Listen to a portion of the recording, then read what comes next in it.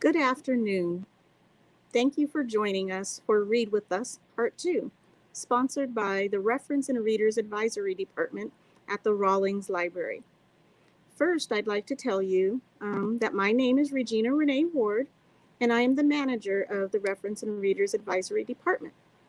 Secondly, I'd like to thank Scheinman and Schuster for giving us permission to share their book and read with you today. And with that, I'd like to begin. We will be reading The Deal of a Lifetime by Frederick Bachman. 4 nights ago, the girl knocked on the window again. Do you want to play? She asked. What? I said. I'm bored. Do you want to play? I told her she should go to bed because I'm the person you think I am, the kind of person who says no when a dying 5-year-old wants to play. She and Babbitt went off towards her room, but the girl turned around and looked at me and asked, Are you brave too? What? Everyone always says I'm so brave. Her eyelids fluttered. So I replied honestly, Don't be brave. If you're scared, be scared. All survivors are. Are you? Of the woman with the folder? I took a calm drag on my cigarette, nodded slowly. Me too, said the girl. She and Babbitt walked towards her room. I don't know what happened then. Maybe I cracked, making all the light spill out or in. I'm not evil. Even I understand that cancer should have an age limit. So I opened my mouth and said, Not tonight. I'll stay here and keep watch so she doesn't come tonight. The girl smiled then. The next morning, I was sitting awake on the floor in the corridor. I heard the girl and her mother playing a new game. The mother asked, Who do you want to invite to your next birthday party? Even though there wouldn't be a next one. And the girl played along, reeled off the names of everyone she loved. It's a long list when you're 5. That morning, I was on it. I'm an egoist. You learnt that early on. Your mother once screamed that I'm the kind of person who doesn't have any equals. I only have people above me that I want something from, and people beneath me who I trample on. She was right, so I kept going until there was no one left above me. But just how big is my egoism? You know that I can buy and sell everything, but would I clamor over dead bodies? Would I kill someone? I had a brother. I've never told you that. He was dead when we were born. Maybe there was only room for one of us on this earth, and I wanted it more. I clamored over my brother in the womb. I was a winner, even then. The woman with the folder was there at the hospital. I've seen the pictures.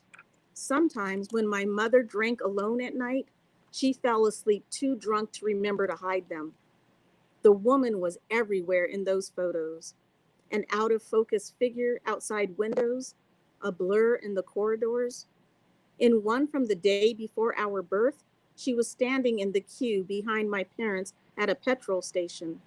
Mom was heavily pregnant. Dad was laughing in that picture. I never saw him do that. Throughout my life, he only ever smiled. When I was 5, I saw the woman with the folder by some train tracks. I was about to cross when she leapt forward from the other side and shouted something. I stopped dead, astonished.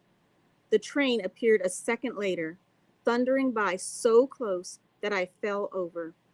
By the time it had passed, she was gone.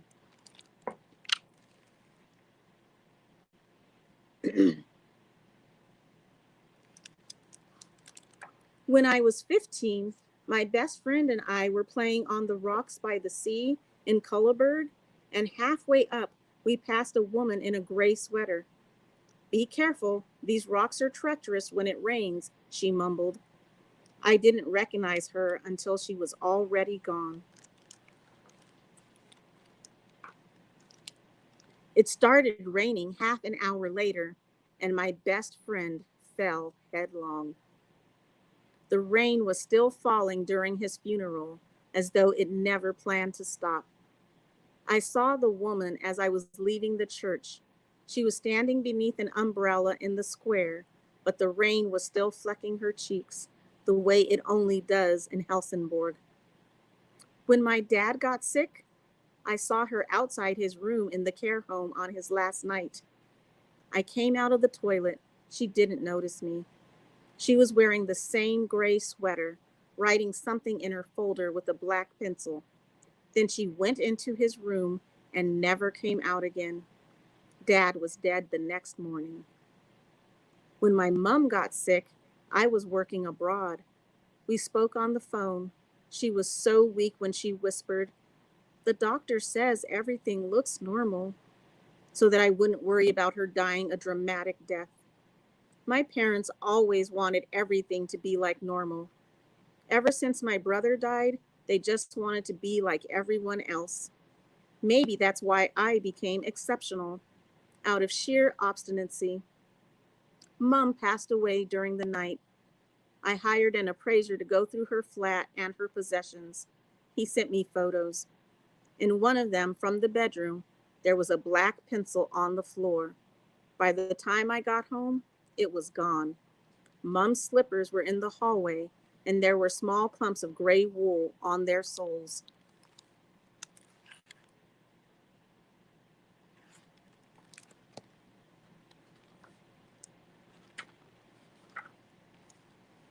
I failed with you. Fathers are meant to teach their sons about life, but you were a disappointment. You called me on my birthday last autumn. I was 45. You had just turned 20.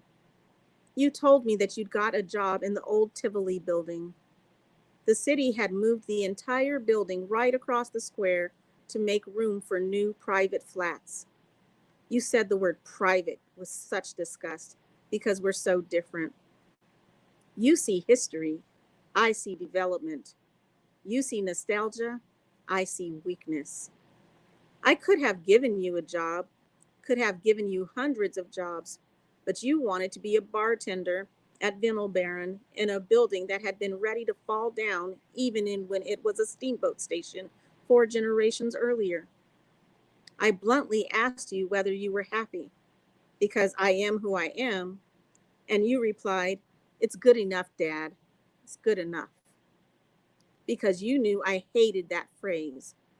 You were always someone who could be happy. You don't know how much of a blessing that is. Maybe it was your mother who forced you to call. I think she suspected I was sick, but you invited me down to the bar. You said that they served smørrebrød in the cafe. You remembered that I always used to eat it when you and I took the ferry to Denmark at Christmas when you were small. Your mother had nagged me to do something special with you, at least once a year. I think you know that. But I couldn't sit still and talk. I needed to be on the way somewhere, and you got travel sick in the car. So we liked the ferry, both of us. Me the way there, and you the way back. I loved leaving everything behind, but you loved standing out on deck and watching Helsingborg appear on the horizon. The way home, the silhouette of something you recognized it. You loved it. I sat in my car at Hamtorget last autumn. Saw you through the window of the bar. You were making cocktails and making people laugh. I didn't go in. I was afraid I would end up telling you that I had cancer. I would have been able to deal with your compassion. I would not have been able to deal with your compassion. And I was drunk, of course. So I remembered the steps outside the house where you and your mother lived, and all the times you had sat there waiting for me when I didn't turn up like I had promised. All the occasions I'd wasted your time. I remembered the ferries at Christmas, always early in the morning so that we would get home in time for me to spend the rest of the day drinking. Our last trip was when you were 14. I taught you to play poker in a basement bar in Helsingborg, showed you how to identify the losers at a table, weak men with strong schnapps. I taught you to capitalize on those who couldn't understand the game. You won 600 kroner. I wanted to keep playing, but you gave me a pleading look and said, 600's good enough, Dad.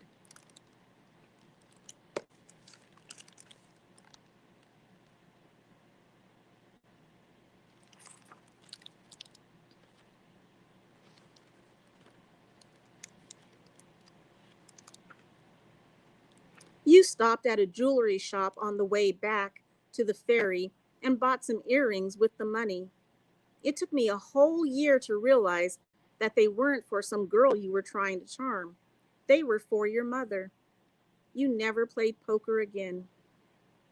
I failed with you. I tried to make you tough. You ended up kind.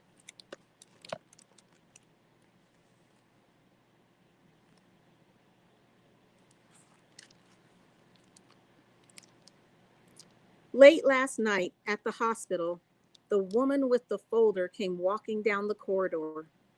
She stopped when she saw me. I didn't run.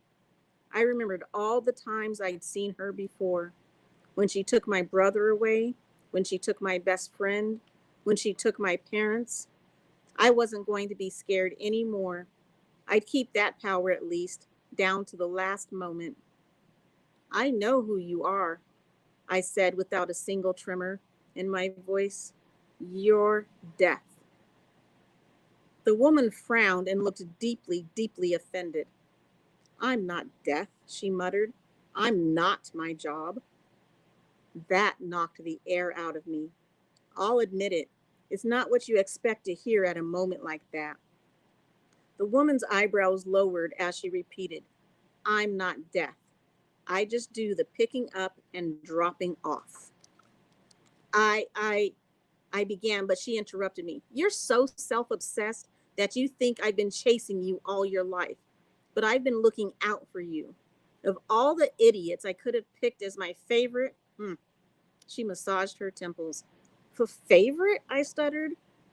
She reached out and touched my shoulder. Her fingers were cold.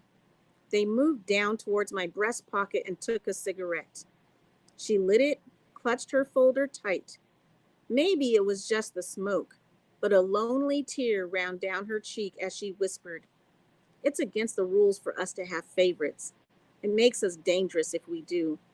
But sometimes we have bad days at work too. You screamed so loudly when I came to get your brother, and I turned around and happened to look you in the eye. We are not meant to do that. My voice broke when I asked, did you know everything I've become? Everything I've achieved? Did you know?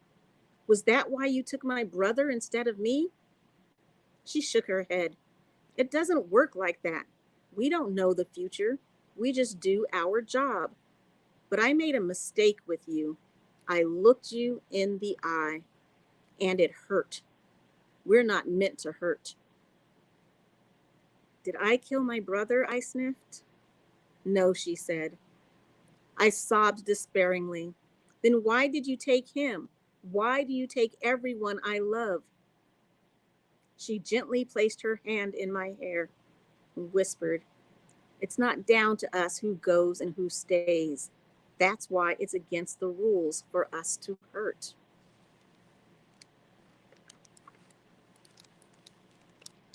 When the doctor gave me the diagnosis, I didn't have an awakening. I just did my accounts. Everything I built, the footprints I've left behind. Weak people always look at people like me and say, he's rich, but is he happy? As though that was a relevant measure of anything. Happiness is for children and animals. It doesn't have any biological function. Happy people don't create anything. Their world is one without art and music and skyscrapers, without discoveries and innovations. All leaders, all of your heroes, they've been obsessed. Happy people don't get obsessed. They don't devote their lives to curing illnesses or making planes take off. The happy leave nothing behind. They live for the sake of living. They're only on earth as consumers, not me. But something happened.